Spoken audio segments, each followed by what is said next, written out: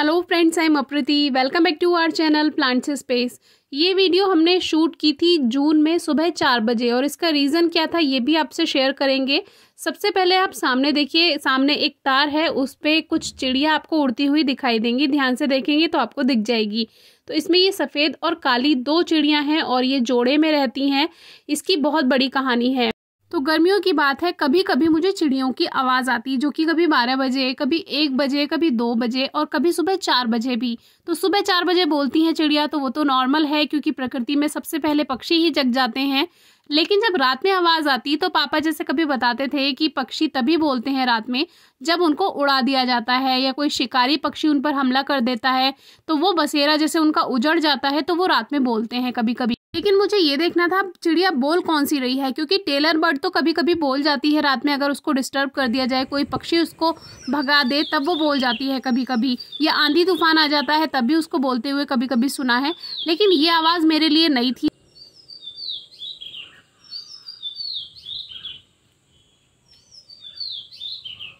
तो ये थी वो आवाज़, जो कि यहाँ पे बुलबुल भी बैठी हैं। बुलबुल की भी आपको हल्की फुल्की आवाज़ सुनाई दे रही होगी, लेकिन जो तेज़ आवाज़ है वो सामने बैठी उस काली और सफ़ेद चिड़िया की है।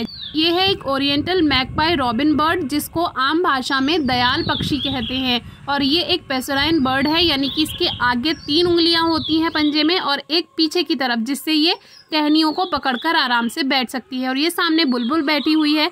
बुलबुल के बारे में तो हमने आपसे वीडियो शेयर की ही हुई है।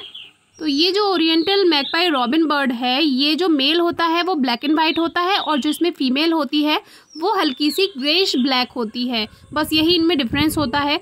बहुत सारी तरह की आवाज़ें निकालते हैं, लगभग 10 तरह से भी ज़्यादा की आवाज़ें निकालते हैं। और ये पक्षी बांग्लादेश का भी नेशनल बर्ड है, यानी ये राष्ट्रीय पक्षी है बांग्लादेश का। और ये जो पक्षी है ये पेड़ और ज़मीन पर रहना ज़्यादा पसंद करता है। आपने इसको अपने आसपास ज़रूर देखा होगा, बड़े बड़े शहरों में नहीं दिखाई देगा। ये मोस्टली ओपन वुडलैंड एरियाज़ में या जो ह्यूमन हैबिटेशन होती हैं वहाँ ज़्यादा रहना पसंद करते हैं। हमारे आसपास भी ये काफ़ी मिलते हैं हमें। और जब हम जलमुर्गी को यानी मोर hen को रोटी डालने जाते हैं तो ये इतने फ्रेंडली हो गए हैं कि ये भी आ जाते हैं रोटी खाने के लिए। ये वैसे इंसेक्ट खाते हैं, कभी कभी फूलों का रस भी पी लेते हैं और जो छोटे मोटे कीड़े मकोड़े, कभी कभी मछली का भी ये शिकार कर लेते हैं। अब ये रहते कहाँ हैं? तो जो पेड़ों में खोखली जगह होती है वहाँ पर ये अपना घोंसला बना लेते हैं। दीवारों में खोखली जगह अपना घोंसला बना लेते हैं, बिल्डिंग्स में बना लेते हैं जहाँ पर जैसे वेंटिलेशन होता है उस तरह से। और लगभग अंडे देने के 1 हफ्ते पहले से ये घोंसला बनाना शुरू करते हैं और लगभग ये 4-5 अंडे देते हैं। ब्लू कलर के, ग्रीन कलर के शेड में इनके छोटे छोटे अंडे होते हैं, जो कि 4 या 5 हो सकते हैं। और ये तब तक उनको सेते हैं लगभग 8 से 14 दिन तक। तो 8 से 14 दिन में उन अंडों से बच्चे निकल आते हैं और वो फिर उड़ जाते हैं।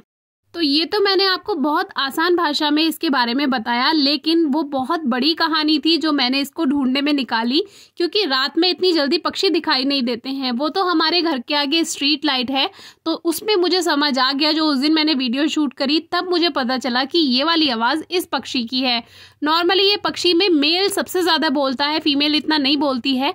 और 10 तरह की अलग अलग आवाज़ें होती हैं। ये अपनी वेकअप कॉल के लिए भी जाना जाता है, यानी सुबह जगाने का काम भी ये करता है। जैसे कि हमने बताया सुबह 4 बजे इसकी वीडियो शूट की, तो अगर जो मेरी तरह होगा वो तो इसकी तेज़ आवाज़ से एकदम जाग जाएगा, क्योंकि ये बहुत ज़ोर का बोलते हैं।